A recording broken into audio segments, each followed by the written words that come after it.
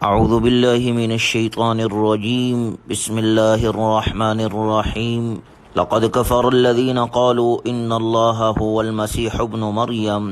یہ سورہ مائدہ کا 30واں رکوع آیت نمبر 17 میں اللہ تبارک و تعالی کا ارشاد مبارک ہے کہ وہ لوگ یقیناً کافر ہے جن کا نظریہ یہ ہے کہ مسیح ابن مریم ہی خدا ہے، نعوذ باللہ۔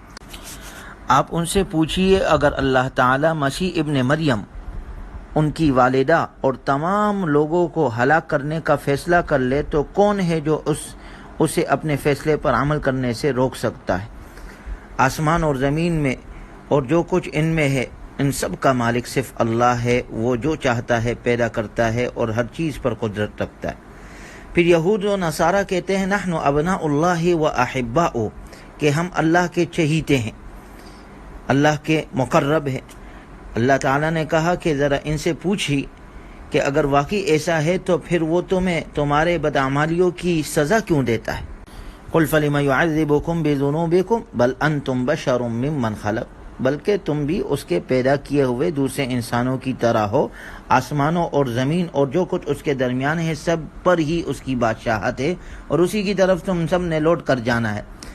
یا اہل الکتاب قد جاءکم رسولنا یبین لکم علی فترۃ من الرسل ان تقولوا ما جاءنا من بشیر ولا نذیر۔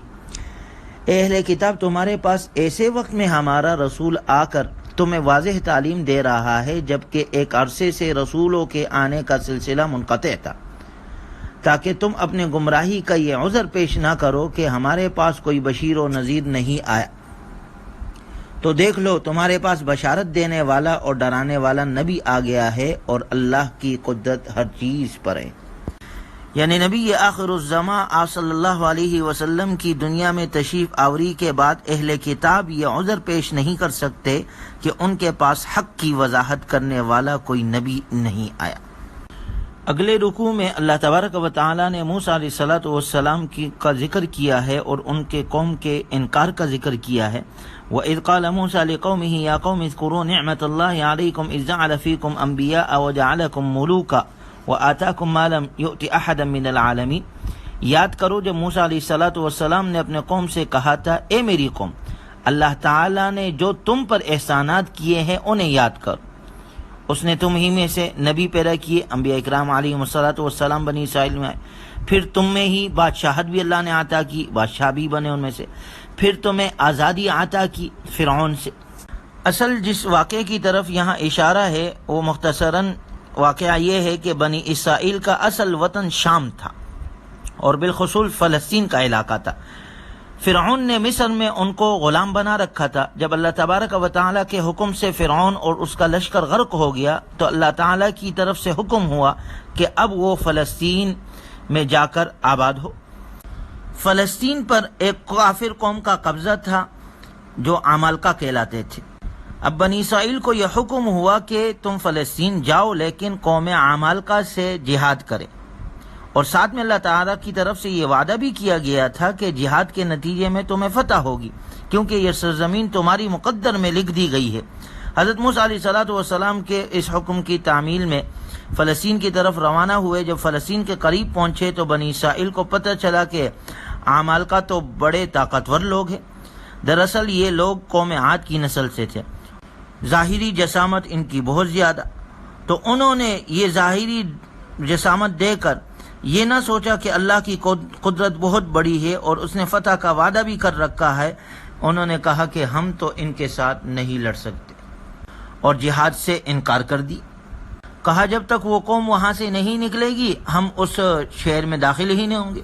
قال رجلان من الذین یخافون، دو افراد نے کہتے ہیں کہ حضرت یوشع بن نون اور حضرت کالب علیہم السلام یہ حضرت موسیٰ علیہ السلام کے وفادار تھے، اور بعد میں اللہ تعالیٰ نے ان کو نبوت سے بھی سرفراز فرمایا۔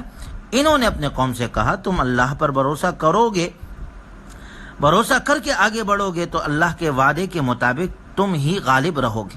فَإِذَا دَخَلْتُمُوهُ فَإِنَّكُمْ غَالِبُونَ وَعَلَى اللَّهِ فَتَوَكَّلُوا إِن كُنتُم مُؤْمِنِينَ۔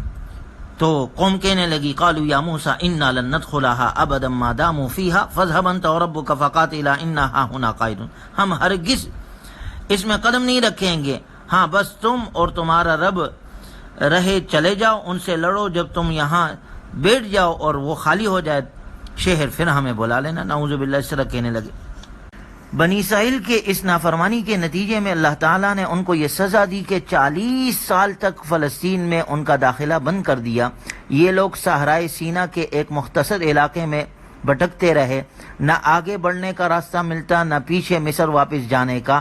حضرت موسیٰ، حضرت ہارون، حضرت یوشع، حضرت کالب علیہم الصلاۃ والسلام بھی ان لوگوں کے ساتھ تھے، اور انہی کی برکت اور دعاؤں سے اللہ تعالیٰ کی بہت سی نعمتیں ان پر نازل ہوئی، جن کا تذکرہ ماقبل میں گزر چکا کہ بادل کا سایہ کرنا ان پر، دھوپ سے بچنا، کھانے کے لیے من و سلوہ کا اترنا، پینے کے پانی کا پتھر سے 12 چشمے پھوٹ جانا۔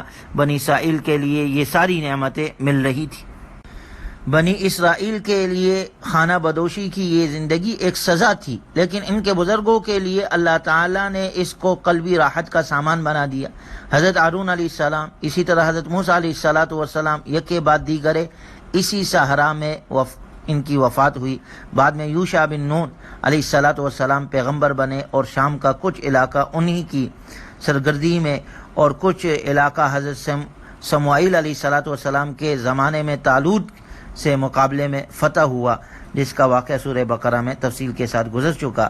اور اس طرح اللہ تعالیٰ نے یہ سرزمین بنی اسرائیل کے حق میں لکھنے کا جو وعدہ فرمایا تھا وہ پورا کیا۔ وَاتْلُ عَلَيْهِمْ نَبَأَ ابْنَيْ آدَمَ بِالْحَقِّ، اور اے پیغمبر ان کے سامنے آدم علیہ السلام کے 2 بیٹوں کا واقعہ ٹھیک ٹھیک پڑھ کر سنائیے۔ اگلے رکوع میں حضرت آدم علیہ السلام کے 2 بیٹوں حابیل اور قابیل کا واقعہ ذکر ہے۔ چونکہ پچھلے رکوع میں بنی اسرائیل کے اس نافرمانی کا ذکر تھا کہ جہاد کا حکم آ جانے کے باوجود اس سے جان چھڑاتے تھے، یعنی حکم نہیں پورا کیا انہوں نے۔ اب بتانا یہ مقصود ہے کہ ایک بامقصد جہاد میں کسی کی جان لے لینا تو نہ صرف جائز ہے بلکہ واجب ہے، اللہ کا حکم ہے اعلاء کلمت اللہ کے لیے، لیکن ناحق کسی کو قتل کرنا بہت بڑا گناہ ہے۔ بنی اسرائیل نے جہاد سے تو جان چرائی، لیکن بہت سے بے گناہوں کو قتل کرنے میں کوئی جھجک محسوس نہیں کیا۔ اس سلسلے میں وہ واقعہ بیان کیا جا رہا ہے جو اس دنیا میں سب سے پہلے قتل کی واردات پر مشتمل ہے۔ تو اللہ نے قرآن کریم میں یہاں اس کو ذکر کیا ہے کہ آدم علیہ السلام کے دونوں بیٹوں نے کچھ قربانی پیش کی تھی، ایک کی قربانی قبول ہوئی، فتقبل من احدہما ولم یتقبل من الآخر، ایک کی قربانی قبول ہوئی دوسری کی نہ ہوئی۔ اس پر دوسرے کو غصہ آ گیا اور اس نے اپنے بھائی کو قتل کر ڈالا۔ اور اس قربانی کا پس منظر کیا تھا قرآن کریم میں تو اس کی تفصیل نہیں بتلائی، البتہ مفسرین نے عبداللہ ابن مسعود رضی اللہ تعالیٰ عنہ اور کچھ دوسرے صحابہ کرام کے حوالے سے اس واقعے کی تفصیل بیان کی ہے، جس کا خلاصہ یہ ہے حضرت آدم علیہ السلام کے 2 بیٹے تھے، جن میں سے ایک کا نام قابیل تھا، دوسرے کا نام حابیل تھا۔ اس وقت چونکہ دنیا کی آبادی صرف آدم علیہ السلام کی اولاد پر مشتمل تھی، اس لیے ان کی اہلیہ کے یعنی حضرت حوا کے حمل میں 2 جڑوا بچے پیدا ہوتے، ایک لڑکا اور ایک لڑکی۔ ان دونوں کے درمیان تو نکاح حرام تھا، لیکن ایک حمل میں پیدا ہونے والے لڑکے کا نکاح دوسرے حمل سے پیدا ہونے والی لڑکی سے ہو سکتا تھا۔ قابیل کے ساتھ جو لڑکی پیدا ہوئی وہ خوبصورت تھی، لیکن جڑوا بہن ہونے کی وجہ سے اس کے ساتھ نکاح قابیل کا جائز نہ تھا۔ اس کے باوجود اس کا اصرار تھا کہ اسی سے نکاح کرے۔ حابیل کے لیے وہ لڑکی حرام نہ تھی، اس لیے وہ اس کے ساتھ نکاح کرنا چاہتا تھا۔ جب دونوں کا یہ اختلاف بڑھا تو فیصلہ اس طرح قرار پایا کہ دونوں کچھ قربانی اللہ کے حضور پیش کرے، جس کی قربانی اللہ تعالیٰ نے قبول فرما لی اس کا دعویٰ برحق سمجھا جائے گا۔ چنانچہ دونوں نے قربانی پیش کی۔ روایات میں ہے کہ حابیل نے ایک دمبا قربان کیا اور قابیل نے کچھ زرعی پیداوار پیش کی۔ اس وقت قربانی کے قبول ہونے کی علامت یہ تھی کہ آسمان سے ایک آگ آ کر قربانی کو کھا لیتی۔ حابیل کی قربانی کو آگ نے کھا لیا اور اس طرح اس کی قربانی واضح طور پر قبول ہو گئی۔ قابیل کی قربانی وہیں پر پڑی رہ گئی، جس کا مطلب یہ تھا کہ وہ قبول نہیں ہوئی۔ اس پر بجائے اس کے کہ قابیل حق کو قبول کر لیتا، حسد میں مبتلا ہو کر اپنے بھائی کو قتل کرنے کے لیے تیار ہو گیا۔ چنانچہ قابیل نے اپنے بھائی حابیل کو اس حسد کی بنا پر قتل کر ڈالا اور یہ دنیا کا سب سے پہلا قاتل کہلایا۔ جب قابیل نے کہا قال لأقتلنک، کہ میں تجھے قتل کر ڈالوں گا، تو حابیل نے جواب میں کہا کہ لئن بسطت الی یدک لتقتلنی ما انا بباسط یدی الیک لاقتلک، اگر تو نے مجھے قتل کرنے کو اپنا ہاتھ بڑھایا تب بھی میں تمہیں قتل کرنے کو اپنا ہاتھ نہیں بڑھاؤں گا۔ اگرچہ اپنے دفاع کا اگر کوئی اور راستہ نہ ہو تو حملہ وار کو قتل کرنا جائز ہے، لیکن حابیل نے احتیاط پر عمل کرتے ہوئے اپنا یہ حق استعمال کرنے سے گریز کیا، جس کا مطلب یہ ہے کہ میں اپنے بچاؤ کا اور ہر طریقہ اختیار کروں گا مگر تمہیں قتل کرنے کا اقدام نہیں کروں گا، اور ساتھ ہی اسے یہ جتلا دیا کہ اگر تم نے قتل کا ارتکاب کیا تو مظلوم ہونے کی بنا پر میرے گناہوں کی تو معافی کی امید ہے، مگر تم پر نہ صرف اپنے گناہوں کا بوجھ ہوگا بلکہ میرے قتل کرنے کی وجہ سے کچھ میرے گناہ بھی تم پر لادے جائیں گے، یعنی تمہارے اوپر آئیں گے۔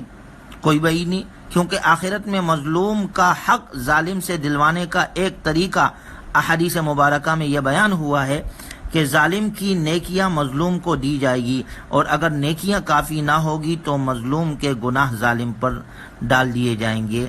تو اس طرح یہاں پر یہ واقعہ دوسرا ذکر ہوا جس میں قتل کا ذکر ہے کہ دنیا کا سب سے پہلا قتل قابیل نے کیا، اور یہ اس طرح گناہگار ٹھہرا۔